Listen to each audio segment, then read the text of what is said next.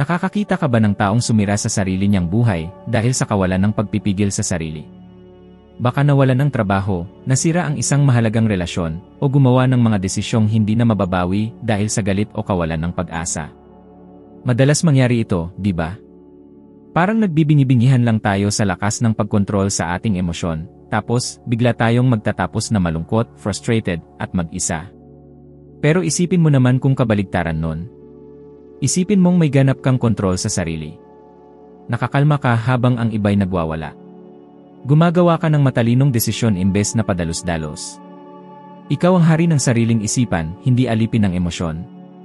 Kung manonood ka hanggang sa huli nitong video at isasabuhay ang mga payong ito, hindi lang mapapabuti ang buhay mo, magkakaroon ka pa ng matatag na panloob na lakas. Ako nga pala si Adriano. Mahigit 10 taon na akong mahilig sa pilosopiyang stoicismo, at masasabi ko, kakaunti lang ang nakaapekto sa akin ng ganito kalaki sa buong buhay ko. Ang stoicismo ay hindi lang basta teorya sa lumang libro, ito ay araw-araw na pagsasanay, praktikal na sandata para harapin ang gulo, pagsubok, stress, at pagkabalisa sa modernong mundo. At sa video na ito, ipapakita ko kung paano posible, mahalaga, at mas madali ang pagkontrol sa emosyon kaysa sa inaakala mo. Ilang beses ka na bang sumabog sa galit tapos pagsisihan mo? Nasend na ba ang isang nakakahiyang mensahe, nasabi ang ayaw mong sabihin, o gumawa ng paghihiganti tapos sasabihin mo sa sarili, bakit ko ginawa yun? Kung, huwag kang mag-alala, hindi ka nag-iisa. Ipinakikita ng mga pag-aaral na ang kawalan ng pagpipigil sa sarili ay may direktang kaugnayan sa mga nagmamadaling desisyon na nakakaapekto sa relasyon at karera.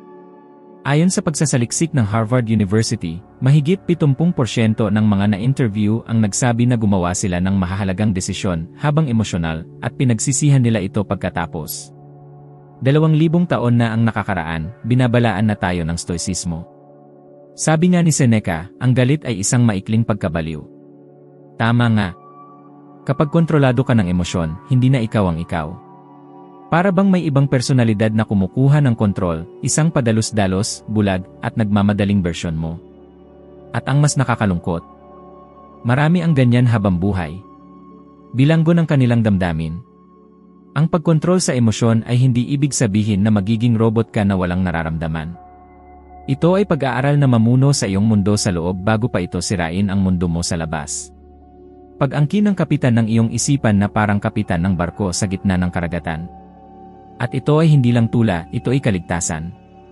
Dahil susubukin ka ng buhay sa pamamagitan ng panlalait, pagtanggi, pagtataksil, pagkawala, at pagkabigo. At kung hindi ka matututong kumilos ng makatwiran at may kamalayan, malulunod ka sa bawat paghampas ng alon. Tingnan natin si Will Smith. Premyadong aktor, maayos na career, tapos isang sandali lang ng kawalan ng pagpipigil sa Oscar, ang pagsampal kay Chris Rock, ay sapat na para masira ang lahat sa harap ng buong mundo. Ang aksyong yun, bunga ng di makontrol na emosyon, ay nagdulot sa kanya ng pagkawala ng kontrata, kredibilidad at respeto. Hindi ito paghatol, kundi pagmamasid. Isang sandali ng kawalan ng kontrol sa sarili ay maaring mawalan ng bisa ang mga dekada ng pagsisikap. Ngayon, isipin mo, ilang beses mo na bang halos masira ang sarili habang nagpapanggap na malakas? Pinigilan mo na bang umiyak, nagtago ka na ba ng sama ng loob, nagpanggap na ayos lang ang lahat para lang hindi magmukhang mahina? Ang stoicismo ay nagtuturo ng kabaligtaran. Sabi ni Marcus Aurelius, ang kaluluwa ay nagiging kung ano ang kinakain nito. Kung galit, sama ng loob, o pagka-proud ang kinakain mo, sasama ang kaluluwa mo. At unti-unti mong sisirain ang sarili mong mga araw. May halimbawa tayo ng taong mukhang naunawaan ito ng may karunungan, si Nelson Mandela. Binihag ng di makatarungan ng 27 taon, tinorture, at nyurakan, pero nang makalaya ay hindi siya naghiganti. Sa halip, nagtayo siya ng isang bansang nagkakaisa batay sa pakikipagkasundo. Naunawaan niya na ang tunay na kapangyarihan ay hindi sa pagtugon, kundi sa pagkontrol sa sariling tugon. At ito ay natututunan. Simulan ito sa maliliit na bagay, bago sumagot sa isang panlalait, huminga ka muna. Bago gumawa ng isang importanteng desisyon, matulog ka muna. Bago hayaang masakop ka ng galit, itanong mo, ano ang nasa kontrol ko ngayon? Ang tanong na ito ang nagbabago ng lahat. Dahil, gaya ng sabi ni Epictetus, hindi ang mga bagay ang nakakaabala sa atin, kundi ang opinyon natin tungkol sa mga ito. May mga taong nabubuhay na biktima ng emosyon, parang normal lang na maging automatic ang emosyon. Pero hindi ito normal. Ito ay mapanganib. Pinatutunayan na ng siyensya na ang mga taong hindi kayang kontrolin ang emosyon ay mas malaki ang tsansa na magkaroon ng mga problema gaya ng anxiety, depression, at sakit sa puso. Ibig sabihin, ang presyo ng kawalan ng pagpipigil sa sarili ay ang iyong kalusugan. Kaya hindi exaggerated na sabihin na ang pagkontrol sa emosyon ay makaliligtas ng buhay. Makaliligtas ng career, relasyon, kapayapaan, at maging ng katawan mo. Kaya ang stoicismo ay hindi lang pilosopiya, ito ay sandata. Estratehiya. At higit pa rito, ito ay kalayaan. Dahil ikaw lang ang tunay na malaya kapag hindi ka alipin ng emosyon. Ang nararamdaman mo ay totoo, pero ang gagawin mo sa nararamdaman mo ay pagpili. At ang pagpipiliang ito, kaibigan ko, ang magtatakda ng direksyon ng buhay mo. Napansin mo na ba kung paano nabubuhay ang karamihan sa mga tao na nag-aalala sa mga bagay na hindi nila makontrol? Ang iniisip ng iba, ang desisyon ng amo, ang nararamdaman ng partner, ang mangyayari bukas. Ang totoo, ubos ito ng enerhiya at nakakaparalisa. Habang abala ang isipan sa mga bagay na di maabot, ang tunay na buhay ay lumilipas. At ang pinaka-ironic, habang sinusubukan mong kontrolin ang di makontrol, mas nadarama mong wala kang kapangyarihan. Lumalala ang pagkabalisa, nananaig ang takot, at ang pakiramdam ng pagkabigo ay nagiging routine. May itinuro si Epictetus na lubos na nagbago sa pananaw ko sa buhay. Sabi niya, may ilang bagay na nasa kontrol natin, at may iba naman na hindi. Simple lang. Pero ang mukhang halata, sa praktika, ay nangangailangan ng halos ma-heroic na disiplina. Dahil lahat sa kultura natin ay tinutulak tayo sa kabaligtaran. Tinuturuan tayong maniwala na kailangan nating kontrolin ang lahat. Simula pagkabata, naririnig natin ang mga katagang, huwag kang iyak, huwag kang magdamdam, gumawa ka nito para magustuhan ka. Lumalaki tayo na sinusubukang hubugin ang mundo ayon sa gusto natin at nabibigo tayo. Ang pagkakaiba sa pagitan ng ating kaya at hindi natin kaya ay ang mahalagang punto sa pagitan ng isang mapayapang isipan at isang nawawasak na isipan. Tingnan natin si Britney Spears. Maraming taon siyang nag-effort para maging maayos ang image habang nakakaharap ng pressure, pagkontrol ng pamilya, at walang humpay na panonood ng media. Ano ang resulta? Isang pampublikong pagbagsak na nagpakita ng bigat ng pagsubok na kontrolin ang hindi makontrol.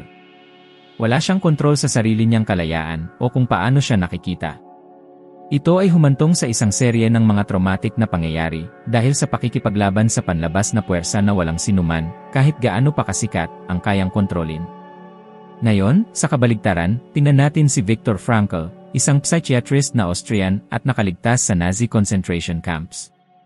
Habang ang kanyang paligid ay puro kawalang pakatao, pang-aabuso, at kamatayan, gumawa siya ng isang panloob na pagpipilian, pangalagaan ang kanyang dignidad. Sabi ni Frankl, lahat ay pwedeng kunin sa isang tao, maliban sa isa, ang kalayaan na pumili ng kanyang saloobin sa anumang sitwasyon. Ito ay purong stoicismo. Naunawaan niya, sa pinakamasamang sitwasyon, na kaya pa niyang kontrolin ang kanyang isipan, paniniwala, at paraan ng pagtingin sa mundo. Ang aral na ito, kapag ginamit sa araw-araw, ay isang ginhawa. Nasa traffic ka at may sumingit. Wala ito sa kontrol mo. Pero ang reaksyon mo ay nasa kamay mo. Ang amo mo ay di makatarungan, nagbago ang panahon, ang politika ay isang gulo. Wala sa direktang kontrol mo ang mga yon. Pero ang iyong desisyon, kung paano mo i-interpret ang mga pangyayaring ito, iyon ang responsibilidad mo. At kinukumpirma ng siyensya ang sinaunang karunungan na ito.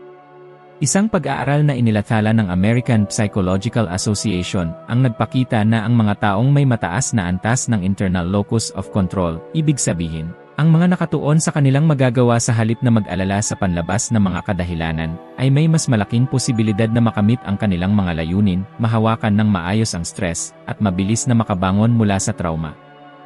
Ibig sabihin, sinabi na ng stoicismo ang kinumpirma lang ng siyensya matapos ang maraming taon ng pag-aaral. Nagiging malakas ka kapag nakatuon ka sa mga bagay na nakasalalay sa iyo. Isipin mo kung ilang beses ka nang na-frustrate dahil naghihintay ka ng isang kilos mula sa isang tao. Dahil naghihintay ka ng pagkilala. Dahil gusto mong humingi ng tawad ang isang tao o makita ang iyong halaga. Nang hindi mangyari ito, ano ang natira? Sama ng loob, paghihiganti, pagkadismaya. Pero ang stoicismo ay hindi nagpapakain ng hindi makatotohanang inaasahan. Tinuturuan ka nitong gawin ang tama at pakawalan ang mga bagay na wala sa iyong kakayahan. Sabi ni Marcus Aurelius, may kapangyarihan ka sa iyong isipan, hindi sa panlabas na mga pangyayari. Intindihin ito at makikita mo ang lakas. Ang pagsasagawa nito ay nagpapalaya. Tuwing may makakaapekto sa iyo, itanong mo sa sarili, nakadepende ba ito sa akin? Kung kumilos ka. Kung hindi, tanggapin mo. Hindi ito pagsuko. Ito ay emosyonal na katalinuhan sa pinakadalinis nitong anyo. Ito ay pagiging mature. At ito mismo ang kulang ngayon. Nakasanayan na natin ang pagtugon. Nakasanayan na nating kontrolin ang kwento. Baguhin ang iba. At ito lang ang nagdudulot ng paghihirap. Ang pagkontrol sa sining ng paghihiwalay ng mga bagay na nasa kontrol mo at sa mga wala ay isa sa pinakamakapangyarihang kakayahan na maaari mong matutunan. Makakatipid ka ng enerhiya, luha, away, at mga gabing hindi makatulog. Magiging mas kalmado ka, mas focus, at higit sa lahat, mas malaya. Dahil kapag pinakawalan mo ang mga bagay na hindi nakasalalay sa iyo, may espasyo na para kumilos ng mahusay sa mga bagay na nasa kamay mo. At doon magsisimula ang tunay na pagbabago sa buhay mo. Ilang beses mo na bang sinabi o narinig na sinabi ng iba, ganyan talaga ako, hindi ko kaya kontrolin. Mag-aral man ito ng galit, selos, pagiging impulsive, pagkabalisa parang mas malakas ang emosyon kaysa sa sariling kagustuhan natin. Pero ganun nga ba? Alipin ba tayo ng ating damdamin o hindi lang natin natutunan kung paano ito kontrolin? Itinuturo ng stoicismo na hindi ang emosyon ang sumisira sa atin, kundi ang paraan ng ating pagtugon dito. Sabi ni Seneca, hindi dahil mahirap ang mga bagay kaya hindi tayo nagtatangka, kundi dahil hindi tayo nagtatangka kaya ito nagiging mahirap. At ang prinsipyong ito ay may malakas na epekto sa pagkontrol ng emosyon. Hindi ang pag-alis ng emosyon, ito ay magiging di makatao, kundi ang pagsasanay ng isipan para hindi tayo mamuno ng emosyon. At ito, hindi gaya ng iniisip ng marami, ay isang kakayahan na pwede at dapat na malinang. Ang totoo ay karamihan sa mga tao ay hindi natutong harapin ang kanilang sariling galit, sakit, o pagkadismaya.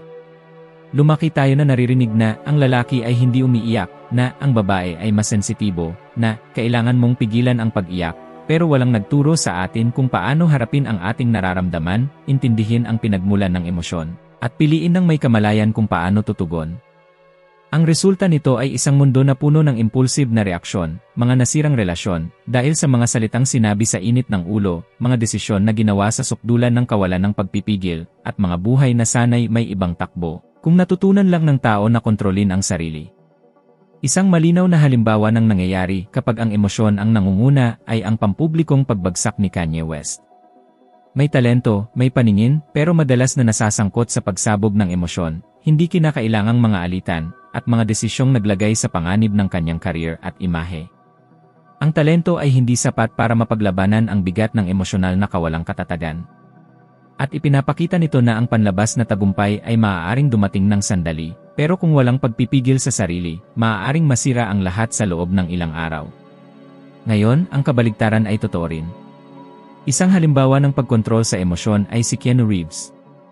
Nawalan siya ng anak, asawa, nabubuhay sa mga trahedya, pero kilala sa kanyang pagiging kalmado, mapagpakumbaba, at mabait sa lahat. Hindi siya alipin ng kanyang mga sakit, dala niya ang mga sugat ng may dignidad at katahimikan.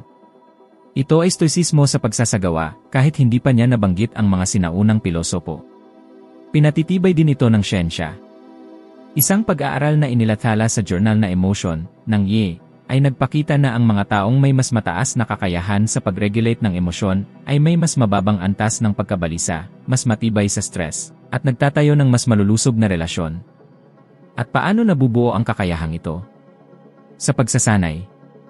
Sa araw-araw na pagsasanay. Sa kamalayan. Eksakto kung ano ang itinuturo ng stoicismo.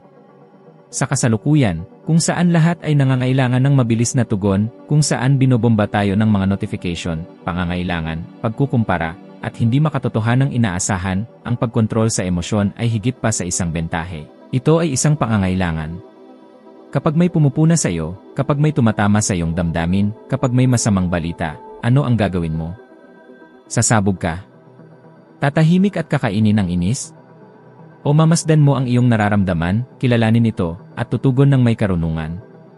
Sabi ni Marcus Aurelius, kung ikaw ay naiinis sa anumang bagay na panlabas, ang sakit ay hindi dulot ng bagay mismo, kundi ng iyong pagtingin dito, at ito ay kaya mong bawiin anumang oras. Ang linyang ito ang nagbubuod ng lahat. Maaaring lumitaw ang emosyon, pero ang gagawin mo rito ay iyong pagpipilian. At ang pagpipiliang ito ang magtatakda ng buhay mo. Ang pagsasanay nito ay posible. Simulan ito sa pag-pause. Isang simpleng teka, hayaan mong maunawaan ko kung ano ang nararamdaman ko, ay maaaring lubos na magbago ng takbo ng isang usapan, isang pagpipilian, isang araw. Kung magsasanay ka, unti-unting maintindihan ng iyong isipan na hindi na kailangang tumugon ng impulsive. Na pwede kang huminga, mag-isip, pumili ng may kalmado. Na hindi mo kailangang sumigaw para marinig. Na hindi mo kailangang saktan para ipagtanggol ang sarili. Na ang tunay na lakas ay nasa katahimikan, pag-iisip at kontrol. At kapag natutunan mo ng kontrolin ang iyong emosyon, magiging halos di matatalo ka na. Dahil walang sinuman ang may kapangyarihan sa iyo. Walang sinuman ang makakamanipula sa iyo gamit ang panlalait, o paralisahin ka gamit ang takot, o bilhin ka gamit ang papuri. Mabuhay ka mula sa isang matatag na sentro. At doon magsisimula ang tunay na kalayaan. Ilang beses ka na bang nagkaroon ng importanteng usapan sa isipan, pero natigilan ka ng magsalita? Ilang opportunity na ba ang napalampas mo dahil sa tingin mo ay hindi ka handa, hindi ka sapat, o baka mabigo ka? Ang panloob na boses na nag-aalinlangan, humuhusga, at nagpapahina ito ay mas karaniwan kaysa sa inaakala mo. At ang totoo, karamihan sa mga laban na natatalo natin sa buhay ay hindi man lang nagaganap, nangyayari muna ito sa ating isipan. Sabi ni Epictetus, ang nakakaabala sa tao ay hindi ang mga pangyayari mismo, kundi ang opinyon niya tungkol dito. Ibig sabihin, bago ka pa maalog sa labas, nasira mo na ang sarili mo sa loob. Ang ugat nito ay ang pananaw mo sa sarili. Ang paraan ng iyong pagtingin sa sarili ay direktang humuhubog sa paraan ng iyong pagharap sa mga hamon ng buhay. Kung naniniwala kang hindi ka karapat-dapat, hindi ka kaya, hindi ka sapat na malakas, ganyan ka ang kikilos, kahit na binibigyan ka ng mundo ng mga tunay na oportunidad. At ito mismo ang dahilan kung bakit ang pagkontrol sa sarili ay nangangahulugan din ng pagreprogram sa paraan ng iyong pagtingin sa sarili. Dahil kung hindi mo ito gagawin, ang iyong panloob na saboteur ay palaging mas malakas. Sasabihin mong magbabago ka, pero patuloy mong ulitin ang mga pattern. Pangangako mong sisimulan ang isang proyekto, diet, usapan, pero sa loob-loob mo ay mananatiling paralisado. Dahil walang silbi ang magandang intensyon, kung sa loob-loob mo ay nakakaramdam ka ng pagkukulang. Itinuturo ng Stoicismo na ang ating halaga ay hindi nasa pagsang-ayon ng iba o sa panlabas na tagumpay. Nasa ating pag-ugali sa mga bagay na nasa ating kontrol. Inilahad ito ni Marcus Aurelius ng malinaw, ang iyong isipan ay magiging tulad ng mga kaisipang iyong pinapakain. Kung pinapakain mo ang sarili mo ng kawalan ng seguridad, pagkukumpara, labis na pagpuna sa sarili, hihina ka.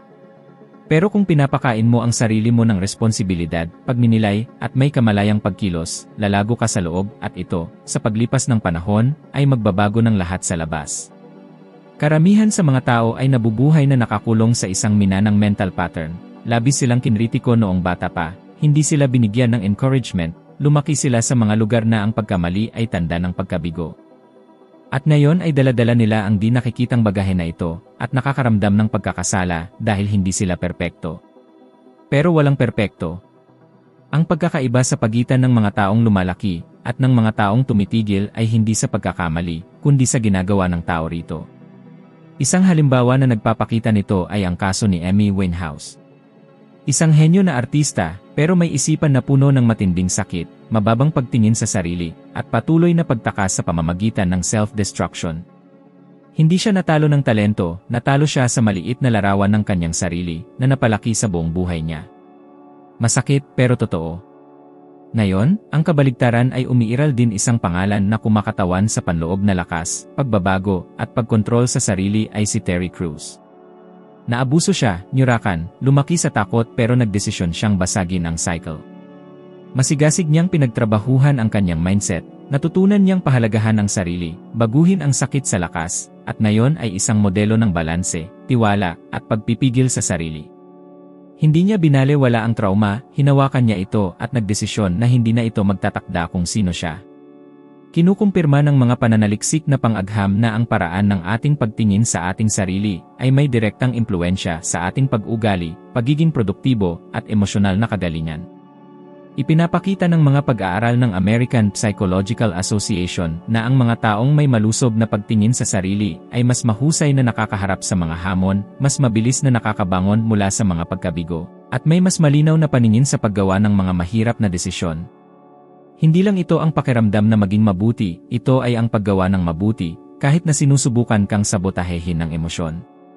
At hindi ito isang bagay na magbabago sa isang gabi. Ang pagreprogram sa pagtingin sa sarili ay nangangailangan ng araw-araw na pagsasanay. Simulan ito sa pagmamasid sa iyong mga automatic na kaisipan. Ang boses na nagsasabing, bobo ako, hindi ako sapat, mababigo ako, kailangan itong harapin. Kapag lumitaw ito, huminto ka, huminga at sabihin, isang kaisipan lang ito, hindi isang katotohanan. Pagkatapos kumilos ka. Gawin mo kahit takot ka. Dahil ang tanging paraan para baguhin ang iyong pagtingin sa sarili ay ang pag-ipon ng mga patunay na kaya mo. Hindi ito walang laman na panghihikayat, ito ay panloob na ebidensya. Itinuturo ng Stoicismo na ang tunay na kapangyarihan ay nasa pag-ako ng responsibilidad sa mga bagay na kaya mong kontrolin, ang iyong isipan, ang iyong mga pagpipilian, ang iyong pag-ugali. Kapag naunawaan mo ito, lahat ay magbabago. Huminto ka sa paghihintay ng pagsang-ayon, huminto ka sa pagkukumpara sa iba, at simulan mong itayo sa loob ang taong gusto mong maging sa labas. Ito ang pinakamakapangyarihang kontrol na umiiral, ang kontrol sa sarili. At sa huli, walang sinuman ang kailangang magbigay sa iyo ng permiso para maging malakas. Ang permiso na yon ay nasa iyo na. Kailangan mo lang naihinto ang paniniwala sa lumang kwento na ikinuwento ng iyong isipan ng matagal na panahon. Hindi ka ang iyong takot. Hindi ka ang iyong pagkabigo. Ikaw ay kung ano ang iyong desisyon na maging simula ngayon. Hindi mo kontrolado ang lahat ng nangyayari, pero kaya mong kontrolin ang lahat ng nangyayari sa loob mo. Ito ang susi. Dahil kapag natutunan mong kontrolin ang iyong emosyon, tumugon sa halip na umepekto, kumilos ng may kalmado kahit sa gitna ng gulo magiging di matitinag ka na. At hindi ito tula, ito ay pagsasagawa. Ito ay disiplina sa isip. Ito ay karunungan sa pagkilos. Ang bentahe ng pagsisimulang ilapat ito ngayon ay nagpapalaya, hindi ka naalipin sa mood ng iba, sa mga balita sa araw, sa panlalait, sa takot, sa pagkabalisa at magiging may akda ka ng iyong sariling kwento. At habang mas sinasanay mo ang pagpipigil sa sarili, mas lumalaki ka sa loob hanggang sa wala nang makapagpagulo sa iyo sa labas. At kung nandito ka pa rin, oras na para gawin ang susunod na hakbang. I-click ang video na lumalabas sa screen at umakyat pa ng isang baitang sa iyong pag-unlad sa karunungan ng Stoicismo. Matutuklasan mo kung paano maging mas mahusay kaysa sa iyo ngayon. Maraming salamat sa pagsama sa akin sa paglalakbay na ito. Kita-kits sa susunod na video.